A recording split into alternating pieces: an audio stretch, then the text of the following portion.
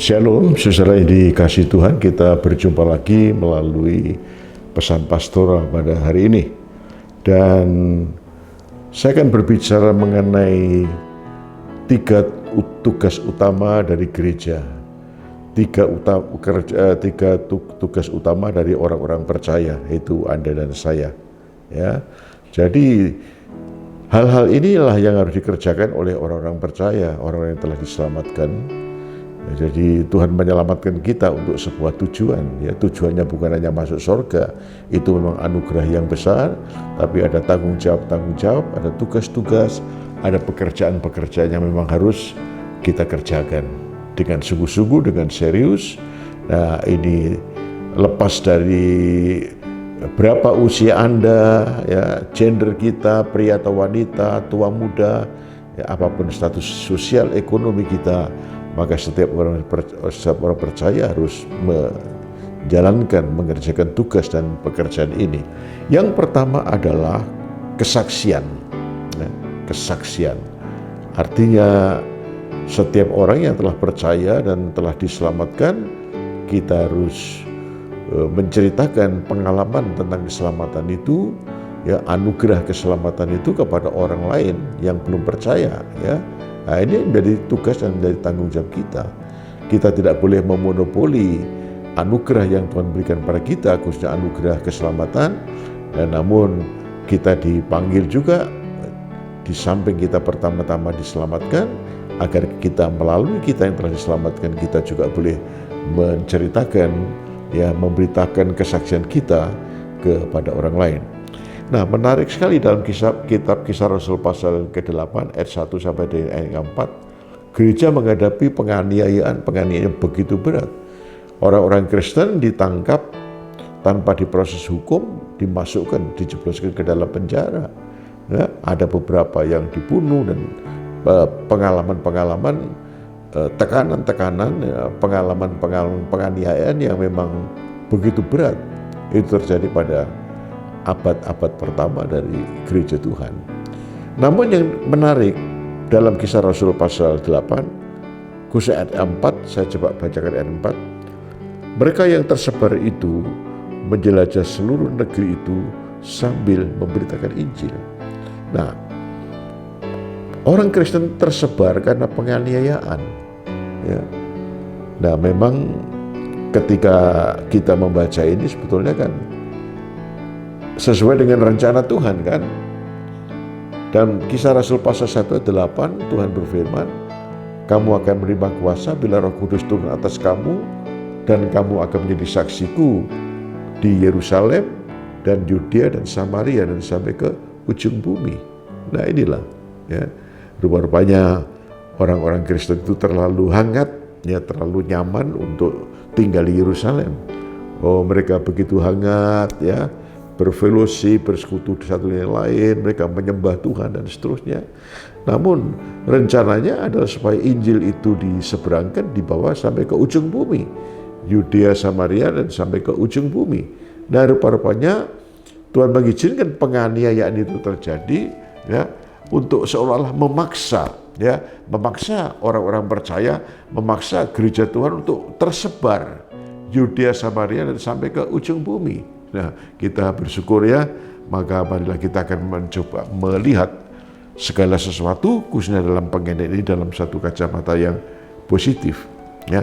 Nah, kita lihat tadi sudah kita baca di ayat yang keempat Kisah Rasul pasal 8 bahwa mereka yang tersebar karena penganiayaan itu, ya, mereka bukan sekedar melarikan diri bersembunyi, ya, dari penganiayaan, tapi ayat 4 beritahu kepada kita, sementara mereka tersebar, dalam waktu yang bersamaan mereka memberitakan Injil. Luar biasa.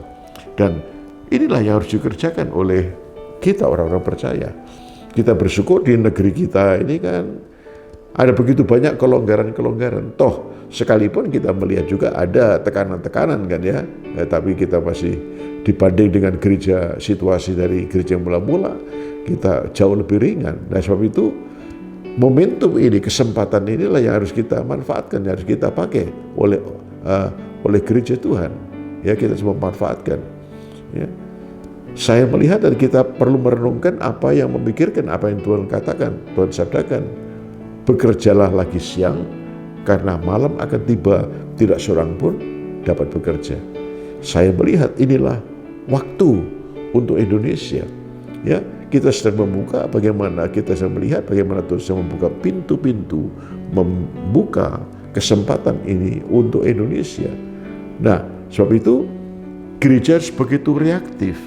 Ketika kita mendengar, melihat kesempatan ini, kita tidak boleh menyia-nyiakan kesempatan ini, ya. Karena tidak selamanya kesempatan atau kelonggaran-kelonggaran seperti ini ada terus, ya. Tidak selamanya, ya. Saya tidak perlu buat tentang masa-masa yang lebih sulit ke depan, tapi saya ingin mengatakan tidak selamanya kelonggaran-kelonggaran seperti di negeri kita ini masih terbuka terus, ya. Sebab itu sekali lagi saya tekankan, marilah kita gunakan kesempatan ini selagi Tuhan membuka pintu, memberikan kesempatan kepada kita, selagi kita masih sehat, masih punya waktu, ya.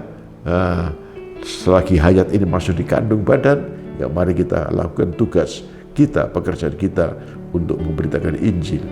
Wah, itu luar biasa. Salah satu yang memberikan motivasi bagi Paulus untuk memberitakan Injil adalah apa yang ia tulis pada dalam suratnya kepada jemaat di Roma pasal 10. Ya. Paulus mengatakan dalam ayat 13 sampai ayat 15, barang siapa yang berseru kepada Tuhan, maka ia akan selamat. Yang berseru kepada Tuhan, ia akan selamat. Cuman bagaimana mereka bisa berseru, ya, kalau mereka belum percaya, ya.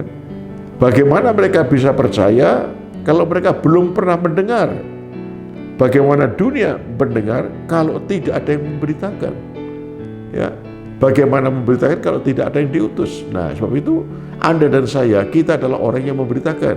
Anda dan saya adalah orang yang diutus untuk memberitakan kebaikan-kebaikan Tuhan, seperti apa ditulis oleh Petrus dalam suratnya, yang telah memanggil kita keluar dari gelap ke dalam terangnya yang ajaib, agar kita memberitakan kebaikan-kebaikan Tuhan kepada semua orang.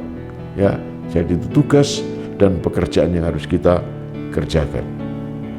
Yang kedua, kita melihat persekutuan.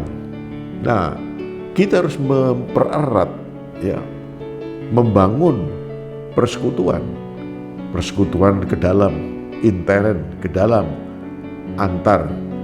di antara orang-orang percaya. Ya, dalam Efesus pasal 4 kita menemukan satu Tuhan, satu pengharapan, satu roh, satu iman, satu baptisan. Nah, ini kata satu dalam Efesus pasal yang ke-6. Ini disebut dengan keesaan gereja. Di dunia ini gereja tidak ada banyak. Gereja cuma satu. Organisasinya memang banyak sekali bagiannya, tapi gereja tetap satu. Gereja secara organisasi memang banyak organisasinya. Merek nama-nama organisasi memang banyak, tapi gereja dalam pengertian organisme, gereja cuma satu. Kristus kepala dan gereja adalah anggota dari tubuh yang satu. Nah, sebab itu marilah kita memahami ini. Ada begitu banyak orang Kristen yang nggak mengerti gereja satu dengan yang lain, gereja satu dengan yang lain, sehingga terjadi satu rivalitas yang tidak sehat, saling mendiskreditkan, saling memburukan, ya. Nah, saling menghakimi. Anda dan saya bukan hakimnya, Tuhanlah hakimnya. Ya, biarkan saja gereja-gereja di seluruh dunia ini dengan berbagai latar belakang liturgi, latar belakang tradisi, segala macam sejarah, biarin aja. Ya. Justru kita melihat itu adalah merupakan satu kekayaan dari gereja. Ya, kekayaan dari gereja. Paulus menganalogikan bahwa gereja itu sebagai tubuh yang satu, tubuh Kristus. Tubuhnya satu, anggotanya banyak. Ya kan? Ada tangan, ada kaki, ada mulut, telinga, mata, dan seterusnya, kan? Tubuh Anda tidak terdiri dari satu anggota, tangan saja, gitu, atau kaki aja, atau mata saja, enggak, ya, terdiri dari berbagai anggota. Justru itulah kekayaan dari gereja. Sebab itu ya, pekerjaan yang kita lakukan adalah bagaimana kita membuat persekutuan itu makin solid di antara kita. Sekali lagi, gereja-gereja yang lain yang tidak sama dengan kita, mereka bukan musuh kita, lawan kita, yang harus dibinasakan, yang harus diburuk-burukan, dijelekkan, tidak. Tapi mereka adalah rekan kerja yang bersama-sama dengan kita. Ya, kita menuai ladang dunia begitu luas ini. Begitu menyedihkan bagaimana para hamba Tuhan saling mengklaim dirinya yang benar, gereja Tuhan saling mengklaim dirinya yang benar, yang lain salah, yang lain sesat. Begitu mudah orang memberikan label-label tentang sesat itu. Ya. Selama kita percaya bahwa Kristus adalah Tuhan, nyanyian mengatakan itulah saudara-saudariku. Selama kita masih menjadikan Alkitab sebagai firman Allah, ya, dan menjadi landasan pedoman hidup kita, ya, itulah satu kebenaran. Mereka bukan lawan kita, tapi mereka adalah partner, rekan kerja dalam kerajaan Allah. Nah, itu sebabnya kita harus membangun terus ya persekutuan kita. Kepelbagian kita yang begitu banyak ini bukan menjadi alat untuk saling menghancurkan, saling memecahkan, tapi kepelbagian dalam gereja Tuhan inilah merupakan satu kasanah dari kekayaan dari gereja, anugerah dan kasih karunia Tuhan yang begitu besar. Dalam Injil Markus pasal 3 kita menemukan bahwa bila sebuah kerajaan mereka saling terpecah, kerajaan itu tidak akan bisa berdiri. Ya. Kalau dalam satu keluarga, dalam satu rumah, ya, terjadi perpecahan, maka rumah itu akan pasti runtuh. Maka istilah yang kita pakai dalam bahasa Indonesia, seringkali kita pakai itu, bersatu kita teguh, bercerai kita runtuh. Ya kan? Ayo kita bangun persekutuan ini. Ya. Soliditas dari persatuan kita. Karena justru kekuatan kita adalah dalam persekutuan. Memang dalam hubungan dengan Tuhan, tapi jangan lupa persekutuan dalam tubuh Kristus itu menjadi satu kekuatan yang signifikan. Ya, jadi jangan sering membenci, ya, mendiskreditkan, tapi kita saling membangun, saling cinta, ya, saling berikan perhatian satu terhadap yang lain, seperti atau sebagaimana anggota-anggota tubuh kita ini yang saling memberikan perhatian. Seandainya kaki Anda terluka, maka kaki nggak bisa mengobati dirinya sendiri. Butuh intervensi tangan, butuh kepedulian dari anggota-anggota tubuh yang lain kan. Nah seperti itu, karena kaki yang terluka itu bukannya menimbulkan infeksi, bukan hanya pada kaki, tapi seluruh tubuh bisa terkena infeksi. Ya, sebab itu dibutuhkan uluran tangan satu yang lain di antara anggota tubuh kita, sama juga begitu. Ya, dalam persekutuan ini kita harus membangun terus, ya, mengembangkan kasih dengan segala rendah hati, kita menerima orang lain, ya, seperti kita juga menerima diri kita sendiri. Yang ketiga, pekerjaan yang harus kita lakukan adalah pelayanan. Nah, sebagaimana anggota-anggota dalam tubuh kita saling melayani, maka demikianlah Paulus mengatakan, maka harus terjadi saling melayani satu dengan yang lain di antara anggota tubuh Kristus. Ada satu tujuan, ya. Gereja itu punya tujuan, gereja punya goal setting. Nah, untuk mencapai goal itu, ya, maka seluruh bagian anggota-anggota itu harus menjalankan fungsinya dengan baik. Ya. Dalam Efesus pasal 4, ya, kita menemukan, saya ingin membaca untuk Anda semua, Efesus pasal 4, ayat 16. Efesus pasal 4, ayat 16 itu yang saya sebut goal yang harus dicapai oleh gereja. Tujuan. Nah, seperti ini bunyinya. Daripadanya lah seluruh tubuh yang rapi tersusun dan diikat menjadi satu oleh pelayanan semua bagiannya, sesuai dengan kadar pekerjaan tiap-tiap anggota, menerima pertumbuhannya dan membangun dirinya dalam kasih. Saya ulang, daripadanya lah seluruh tubuh yang rapi tersusun dan diikat menjadi satu oleh pelayanan semua bagiannya, sesuai dengan kadar pekerjaan tiap-tiap anggota, menerima pertumbuhannya, dan membangun dirinya dalam kasih. Wah, ya, jadi gereja digambarkan sebagai tubuh yang tersusun begitu rapi, ya, yang tersusun begitu rapi. Nah, gereja juga begitu. Nah, tersusun rapi ini karena masing-masing anggota punya peran dan memang berperan, ya. Tidak ada yang pasif, semua aktif. Saya menganalogikan tubuh Anda sehat. Ya, kenapa? Karena setiap anggota dari tubuh kita ini berperan aktif, normal, ya. Semua berperan berfungsi menurut pekerjaan masing-masing.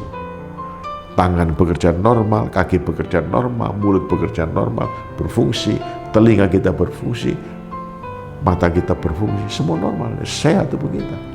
Sama, ya. Jadi gereja itu sehat, dan gereja sehat ada gereja bertumbuh bila tiap-tiap anggota yang berbeda-beda itu menjalankan tugas panggilan dan pelayanannya dengan baik. Nah, ya, saling melayani, diakonia, pelayanan. Karena Tuhan memberikan pada kita berbagai-bagai karunia, berbagai-bagai talenta. Nah, kita bersyukur gereja itu punya kekayaan, ya. Jemaat itu punya kekayaan yang sungguh-sungguh tak ternilai. Kekayaan itu, kekayaan yang disebut dengan karunia itu oleh Paulus dalam Roma pasal 12 ayat 3 sampai 8. Ya, perhatikan situ, Roma 12 ayat 3 mulai. Berdasarkan kasih karunia yang dianugerahkan kepadaku, aku berkata kepada setiap orang di antara kamu, janganlah kamu memikirkan hal-hal yang lebih tinggi daripada yang patut kamu pikirkan, tetapi hendaklah kamu berpikir begitu rupa sehingga kamu menguasai diri menurut ukuran iman yang dikaruniakan Allah kepada kamu masing-masing. Sebab sama seperti pada satu tubuh, kita mempunyai banyak anggota, tetapi tidak semua anggota itu mempunyai tugas yang sama. Demikian juga kita, walaupun banyak adalah satu tubuh di dalam Kristus, tetapi kita masing-masing adalah anggota yang seorang terhadap yang lain. Demikianlah kita mempunyai karunia yang berlain-lainan. Nah, sampai sini ya. Demikianlah kita mempunyai karunia yang berlain-lainan menurut kasih karunia yang dianugerahkan kepada kita. Jika karunia itu adalah untuk bernubuat, baiklah kita melakukan sesuai dengan iman kita. Nah, itu. Jika karunia untuk melayani, baiklah kita melayani. Jika karunia untuk mengajar, baiklah kita mengajar. Jika karunia untuk menasihati, baiklah kita menasihati. Siapa yang membagi-bagikan sesuatu, hendaklah ia melakukannya dengan hati yang ikhlas. Siapa yang memberi pimpinan, hendaklah ia melakukannya dengan rajin. Siapa yang menunjukkan kemurahan, hendaklah ia melakukannya dengan sukacita. Nah, kita lihat, ya. Kita umat Tuhan, gereja Tuhan, gereja lokal, ya, mempunyai berbagai-bagai karunia. Orang-orang yang umat Tuhan yang punya talenta. Ya, jadi kalau ada sekian banyak dalam sebuah gereja lokal, sekian banyak jemaat, sekian banyak juga talenta atau karunia yang Tuhan berikan pada kita. Ya. Paulus mengatakan jangan kamu memilikikan perkara-perkara yang lebih tinggi sehingga melampaui pikiranmu. Ya. Artinya ya sudah, bersyukurlah, kaki itu bersyukur. Memang kaki itu pekerjaan yang berat. Ya. Jangan pernah bermimpi kaki itu bisa menjadi tangan, tangan bisa menjadi kaki, dan seterusnya. Ya. Tuhan telah menyusun sedemikian rupa anggota-anggota tubuh ini disusun oleh Tuhan dengan begitu bijaksananya, kaki pada tempatnya, tangan pada tempatnya, dan semua juga pada tempatnya. Ya. Kita tidak perlu mempersoalkan perbedaan di mana tempat kita, tidak. Karena Tuhan telah menempatkan kita masing-masing pada posisi seperti yang ada pada kita hari ini. Ya. Kita bersyukur dalam gereja lokal ada karunia-karunia. Ada orang yang punya karunia untuk bernubuat, ya biar bernubuat itu bernubuat dengan iman, dengan sungguh-sungguh. Ya. Ada karunia menjadi pemimpin, ada karunia untuk menjadi seorang penasehat, ada karunia mengajar, ada karunia membagi-bagi, ada karunia kemurahan hati. Luar biasa, kaya banget ini gereja Tuhan.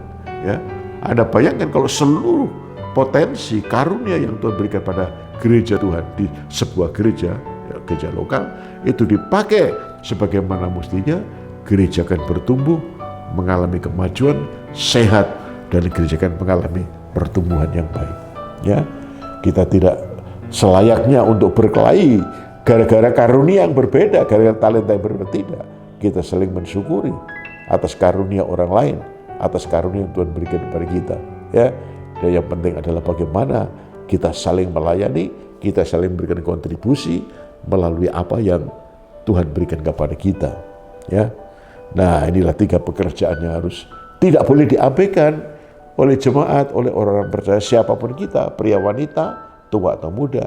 Ya, jadi kalau 3 poin ini kita kerjakan dengan baik, gereja akan mengalami kemajuan dan kita bersyukur. Pasti Anda menjadi hamba-hamba yang bertanggung jawab, orang Kristen yang bertanggung jawab atas berbagai karunia yang Tuhan berikan pada kita. Ya, yang pertama adalah jangan lupa bersaksi. Marturia itu kesaksian, menceritakan bagaimana Tuhan yang baik itu, yang telah mengampuni segala dosa kelemahan kita, memanggil kita keluar dari gelap ke dalam terangnya yang ajaib, supaya kita juga memberitakan itu kepada orang lain, supaya orang lain juga diselamatkan. Yang kedua, mari kita membangun persekutuan. Ya, berbeda-beda memang, tapi sungguh kepelbagian ini bukan menjadi satu alasan untuk saling terpecah. Ya, tapi justru kepelbagian ini kita merupakan satu hal yang dapat kita lihat, kita mensyukuri. Itulah kekayaan dari gereja. Ya, gereja punya berbagai jemaat, ya, yang berbeda-beda maksudnya gitu ya, berbeda dalam karakter, berbeda dalam ya mungkin adat istiadat dan seterusnya, dan kebudayaan. Namun itu semua akan memperkaya kita, memperkaya sehingga kita saling bisa bersekutu, menerima satu yang lain dengan segala rendah hati. Kita belajar menerima satu dengan yang lain. Yang ketiga, pelayanan. Ya, gereja akan mengalami pertumbuhan, gereja dimanapun juga akan mengalami pertumbuhan dan mengalami kemajuan dan berkat Tuhan bila karunia-karunia yang berbeda, talenta yang berbeda itu, ya, kita pakai untuk saling melayani, ya, saling membangun, saling melengkapi dan saling melayani, ya, saling melayani satu dengan yang lain, ya. Dengan demikian gereja akan menjadi kuat, ya. Mudah-mudahan Roh Kudus akan menolong kita sehingga kita dapat menerapkan dan menjalankan tugas dan tanggung jawab ini dengan baik. Karena satu kali kita akan berdiri di hadapan kursi pengadilan Kristus dan harus mempertanggungjawabkan segala sesuatunya. Amin. Tuhan memberkati. Bapa di surga, kami bersyukur untuk pesan pastoral pada hari ini ya Tuhan. Kami disadarkan bahwa kamilah yang harus memberitakan kabar baik itu kepada orang lain.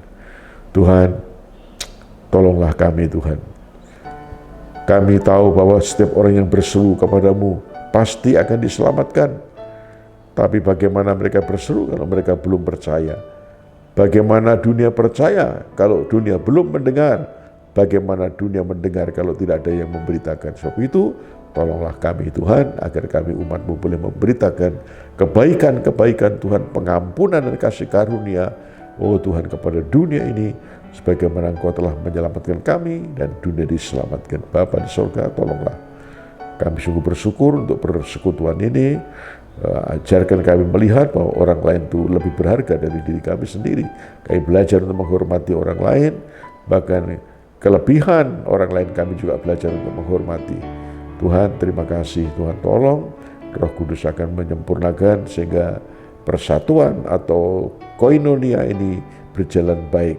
Umat-Mu saling bersekutu, oh Tuhan, bergandengan tangan, bahu-membahu, mengasihi satu dengan yang lain. Dan Tuhan, tolonglah agar karunia yang Tuhan anugerahkan bagi kami, pelayanan yang Tuhan anugerahkan bagi kami dimampukan untuk dapat kami terapkan dan kami pakai dalam pelayanan, saling melayani, saling menguatkan, saling membangun, saling berikan satu motivasi satu dengan yang lain. Kami rindu Tuhan agar gereja ini mengalami kemajuan. Gereja di mana saja di seluruh dunia, di tengah bangsa-bangsa mengalami kemajuan dan khususnya gereja Utusan Patekom Madiun mengalami kemajuan, dan kami yakin ini akan terjadi bila 3 hal itu kami kerjakan: bersaksi, bersekutu, dan saling melayani. Berkatilah seluruh umat-Mu, usaha pekerjaan, pertumbuhan rohani mereka, kesehatan umat-Mu Tuhan berkati. Dalam nama Tuhan Yesus. Amin. Selamat bekerja. Shalom. Tuhan menyertai.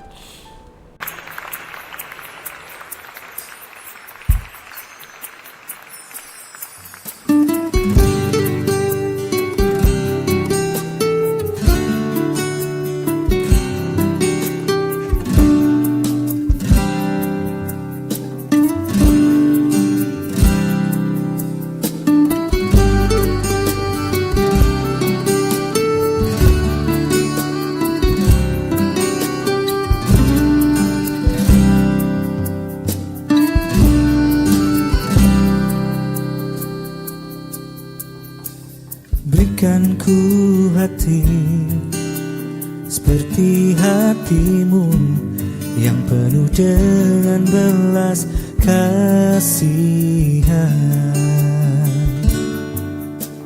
Berikan ku mata seperti matamu memandang tuayan di sekelilingku.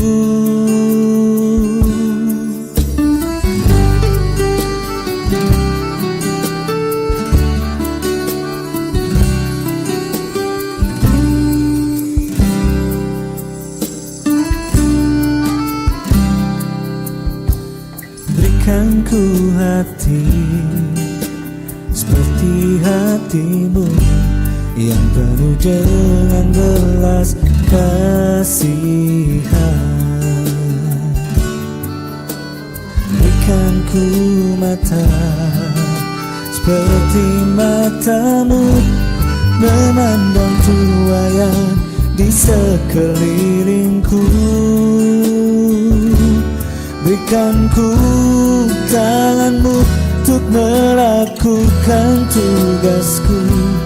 Berikan ku kakimu melangkah dalam rencanamu. Berikan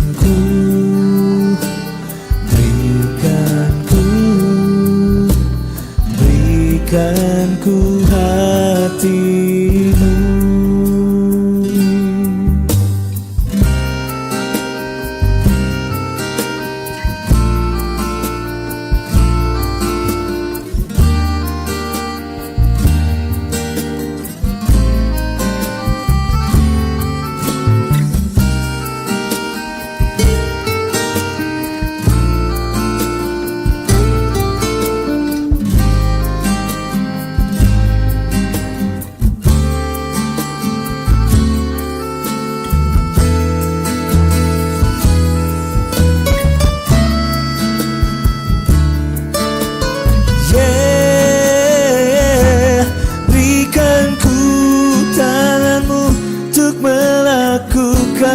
Tugasku, berikan ku kakimu melangkah dalam rencanamu.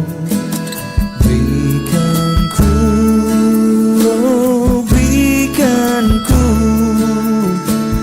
berikan ku hatimu untuk melakukan tugasku.